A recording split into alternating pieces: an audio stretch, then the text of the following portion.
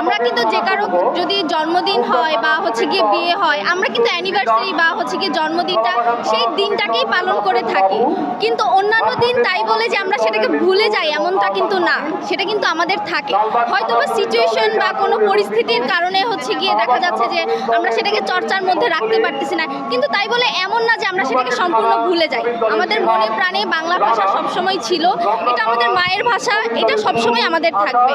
যতই হচ্ছে গিয়ে মানে পশ্চিমা সংস্কৃতি আমাদের দেশের মধ্যে ঢুকে যাক বা হচ্ছে গিয়ে আমরা অন্য দেশের সংস্কৃতি যতই ফলো করি না কেন, দেখা গেছে যে আমাদের কথাবার্তা, আমাদের হচ্ছে গিয়ে চাল চলনে এখনও কিন্তু বাংলার সেই মানে যেই রসটা বা যেই রেশটা আছে সেটা কিন্তু আমাদের সবসময় এখনও আছে, এখনও এটা চলমান থাকবে যতদিন পর্যন্ত দেখা গেছে যে তরুণ প্রজন্ম যারা ভবিষ্যতে আসছে তারা মানে তাদেরকে যদি আমরা আমাদের এই প্রজন্ম যদি মানে ভাষার প্রতি, বাংলা ভাষার প্রতি যদি যেই মানে যেই মর্মতা বা হচ্ছে গিয়ে যেই গুরুত্বটা আমরা যদি তাদেরকে এটা বোঝাতে পারি, দেখা গেছে যে এটা কখনোই বাংলা ভাষার বা বাংলা সংস্কৃতি শেষ হবে না, এটা সবসময় আমাদের কাছে থাকবে।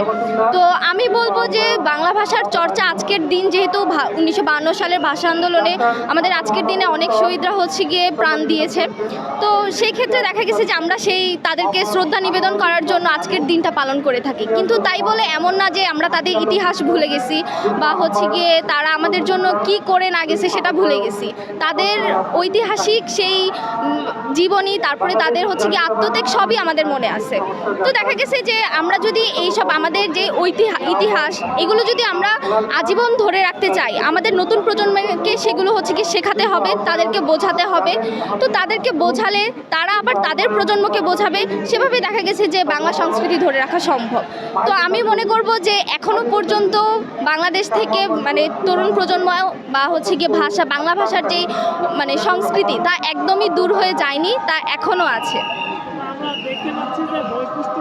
নীলক্ষেত হাই স্কুল এর পক্ষে নীলক্ষেত হাই স্কুলের প্রধান শিক্ষক মোহাম্মদ শরীফুল ইসলাম, শিক্ষকবৃন্দ এবং শিক্ষার্থীবৃন্দ বেদিতে পুষ্পস্তবক অর্পণ করছে। এখন দেখেন, কথা হচ্ছে বই পুস্তকের মধ্যে যে ভাষাগুলো আছে বিশেষ করে তো ইংরেজি ভাষাটাই থাকে। তো ইংরেজি ভাষার ক্ষেত্রে দেখা গেছে যে আমাদের যে ওটা কিন্তু আমাদের মানে গ্লোবাল ল্যাঙ্গুয়েজ বলতে গেলে, তো সেটা তো আমাদের চর্চা থাকতেই হবে। সেই চর্চা আমরা যদি হায়ার এডুকেশনের জন্য যাই বা হচ্ছে গিয়ে যে কোনো জবের ক্ষেত্রে গেলেও এখনও সেটাই দেখে, কারণ আমাদের দেশ ছোট, কিন্তু আরও যে বিদেশে বা হচ্ছে কি অন্যান্য দেশে আছে, তো সেক্ষেত্রে দেখা গেছে যে তারা অন্য দেশের ভাষাটাকেই বেশি প্রাধান্য দেয়, মানে বাংলা ভাষাটাকে কজনই বা জানে। এই ভাষা আন্দোলনের জন্যই কিন্তু বাংলা ভাষাটাকে জানে এত মানুষ, কিন্তু দেখা গেছে যে নর্মালি কিন্তু এই ভাষাটাকে তেমন একটা চেনা জানা নেই।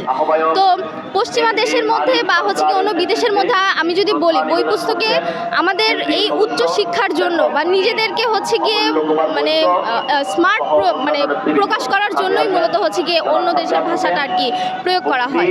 কিন্তু এটাকে আমি খুবই খারাপ চোখে দেখব না, কারণ ওইটার ইংরেজি ভাষার সাথে সাথে কিন্তু আমাদের বাংলা ভাষাটাও আছে।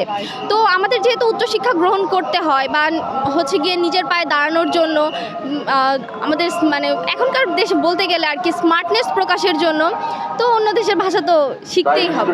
সাথে অন্য দেশেও থাকবে, আমাদেরটাও থাকবে, এমন না যে আমাদেরটা একদম হারিয়ে যাবে। আমাদের এটা হচ্ছে কি আমাদের প্রাণের ভাষা, এটাকে আমরা একদমই হারাতে পারবো না।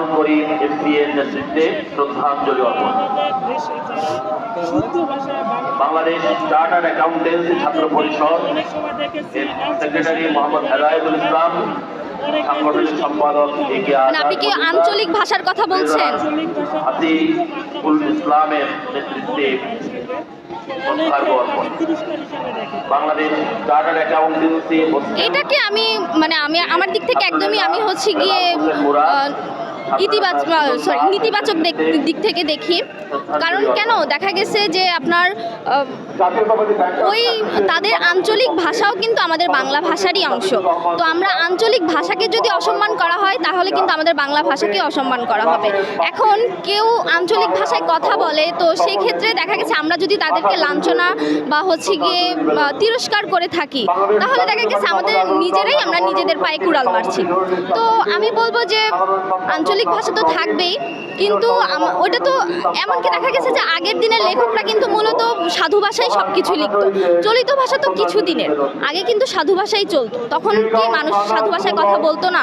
তখন তো বলতো। তখন হচ্ছে কি এটা সময়ের সাথে সাথে আর কি মানুষের ধ্যান ধারণার পরিবর্তন হয়েছে, যার জন্য দেখা গেছে যে তারা হচ্ছে গিয়ে এখন আঞ্চলিক ভাষা শুনলে বা আঞ্চলিক ভাষা দেখলে তারা হচ্ছে কি তিরস্কার করে। কিন্তু আমরা যদি যারা আছে তাদেরকে যদি আমি বর্তমানে শেখাতে পারি যে আঞ্চলিক ভাষাও আমার মাতৃভাষা, চলিত ভাষাও আমার মাতৃভাষা, আমরা আঞ্চলিকে বলি আর হচ্ছে গিয়ে সাধু ভাষায় কথা চলিত ভাষায় কথা বলি, যেটাতেই কথা বলি মূল কথা হচ্ছে নিজের মনের ভাব প্রকাশ করা আর হচ্ছে গিয়ে নিজে কথা বলে শান্তি পাওয়া, এটাই হচ্ছে গিয়ে আসল।